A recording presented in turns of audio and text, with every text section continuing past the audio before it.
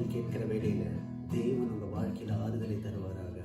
ஆறுதலின் தேவன் தம்முடைய வார்த்தையினால் உங்க வாழ்க்கையில சுகத்தை, ஆரோக்கியத்தை, ஆறுதலை, உள்ளத்துல இருக்க காயங்களை ஆற்றுவாராக. என்னோடு பாடுகிற வேளையில தேவனுடைய அற்புதம், அதிசயம், குணமாக்கும் கரம், ஆறுதல் உங்க வாழ்க்கையில் நிலைத்து தங்கி தாபரிப்பதாக. கூட சேர்ந்து பாடி அந்த அற்புதத்தை, ஆறுதலை பெற்றுக்கொள்ளுங்க. ஆறுதலின்